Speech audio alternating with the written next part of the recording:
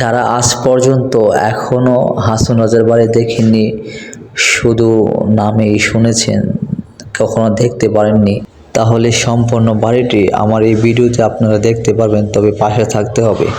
এই বাড়িতে কি কি রয়েছে এবং ওনার কতজন ভাই ছিল, বোন ছিল, আমি সম্পূর্ণ আপনাদেরকে আজকে দেখাবো। আমি প্রথমে 30 টাকা করে, আমরা 4 জন ছিলাম, 30 টাকা করে টিকিট কাট নিলাম 4টা। তারপরে বাড়িতে ঢুকতেই দেখতে পেলাম হাসন রাজার ছবি।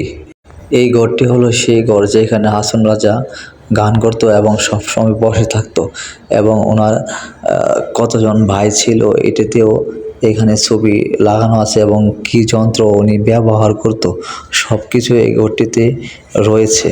এটি হচ্ছে একটি সংরক্ষিত ঘর। উনি কী কী ব্যবহার করত বা কারা কারা ওনার সঙ্গে ছিল, সব কিছু এই ঘরটিতে রাখা হয়েছে।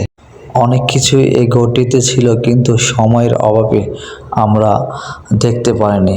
তো আমরা অনেকক্ষণ দেখার পরে চলে গেলাম বাহিরে। বাইরে গিয়ে আমরা পুরো বাড়িটি দেখার চেষ্টা করলাম, তবে তেমন কোনো মানুষজন ছিল না এই বাড়িতে। শুধু ফুল গাছ আর পুরনো কয়েকটা বাড়িঘর ছিল। এখানে ওনার আত্মীয় স্বজন বা বংশধর কেউ এখানে আর থাকে না এখন। আমরা অনেকের সাথে এখানে কথা বলে জানতে পারলাম যে ওনার যত বংশধর ছিল সবই নাকি দেশের বাহিরে থাকে। হাসন রাজার বাড়ির ভিতরে একটা পুকুর রয়েছে। এই পুকুরে এখানে যারা ভাড়াটিয়া থাকে বা দেখাশোনা করে, তারা এটি ব্যবহার করে থাকে। আমরা যখন ওনাদেরকে জিজ্ঞেস করি যে ওনার বংশধর কেউ এখানে থাকে কিনা, তো ওনারা বলল যে আসলে এখানে কেউ থাকে না, তারা দেশের বাইরে থাকে। তবে তারা মাঝে মধ্যে এটি দেখাশোনা করার জন্য আসে দেশে।